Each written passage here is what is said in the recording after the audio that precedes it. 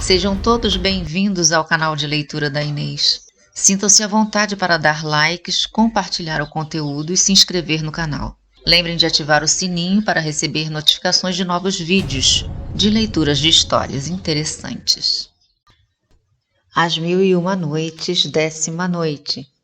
Dinazade, na noite seguinte, chamando sua irmã, pediu-lhe que continuasse a história do pescador. O sultão, por sua vez, deu provas de que desejava ansiosamente saber o que se havia passado entre o gênio e Salomão. Por conseguinte, Sherazade prosseguiu. Mal o pescador ouviu as palavras do gênio, disse-lhe tranquilizado: Ó espírito soberbo, que dizeis? Há mais de 1800 anos que Salomão, o profeta de Deus, está morto, e nós nos encontramos atualmente no fim dos séculos. Contai-me a vossa história. Por que estáveis encerrado nesse vaso? Aquelas palavras, o gênio, relançando um olhar orgulhoso em direção ao pescador, respondeu-lhe: Fala-me com mais respeito. És bem ousado em me chamar de espírito soberbo. Pois bem, respondeu o pescador, falar-vos-ei com mais respeito se vos chamar de ave da felicidade? Digo-te, repetiu o gênio, que me fales com mais respeito antes que eu te mate. E por que haveríeis de matar-me? Perguntou o pescador. Acabo de pôr-vos em liberdade, já vos esquecestes? Não me esqueci, respondeu o gênio, mas isso não me impedirá de te matar, e só te concedo uma graça. Qual é essa graça? Perguntou o pescador. É a de te deixar a escolha da maneira pela qual queres que eu te mate, respondeu o gênio. Mas em que vos ofendi? Continuou o pescador. É assim que pretendeis recompensar-me pelo que vos fiz?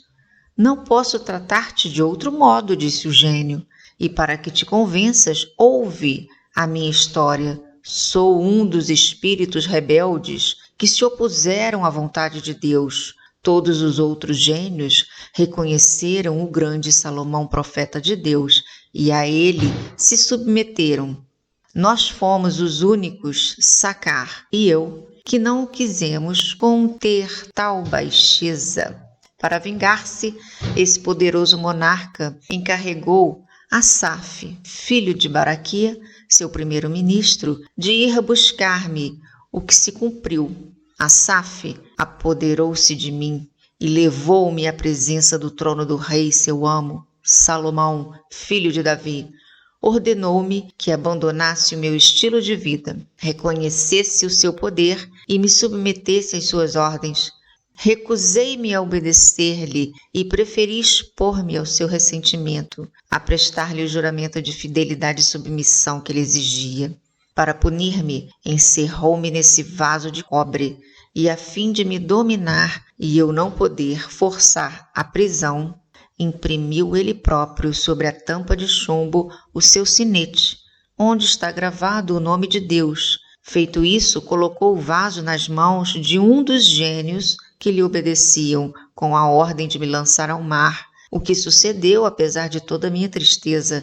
No primeiro século do meu aprisionamento, jurei que se alguém me livrasse antes de passados 100 anos, eu o faria rico, mesmo após a sua morte.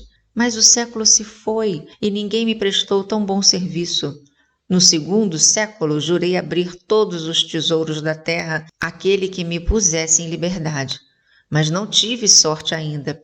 No terceiro século, prometi fazer do meu libertador um poderoso monarca, estar sempre ao lado dele em espírito e conceder-lhe cada dia 3 desejos, qualquer que fosse a natureza deles.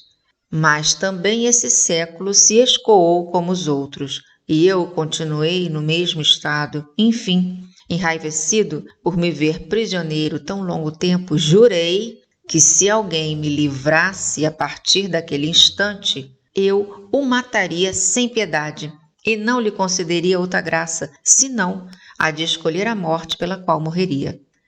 Eis porque, visto como chegaste hoje e me livraste, só te resta escolher o modo pelo qual queres que eu te mate. Aquelas palavras mergulharam o pescador na angústia. Sou bem desgraçado, vindo aqui prestar tão grande serviço a um ingrato. Considerai por misericórdia a vossa injustiça e revogai um juramento tão pouco sensato. Perdoai-me, que Deus vos perdoará, se me derdes a vida. Ele vos protegerá de todos os atentados contra os vossos dias. Não, a tua morte é certa, disse o gênio. Escolhe apenas a maneira pela qual queres morrer. O pescador, vendo-o resolvido a matá-lo, desesperou-se, não tanto por si, mas pelos 3 filhos, que com a sua morte se veriam reduzidos à mais negra miséria, e mais uma vez tentou acalmar o gênio. Ai de mim, dignai-vos ter piedade, lembrai-vos do que fiz por vós.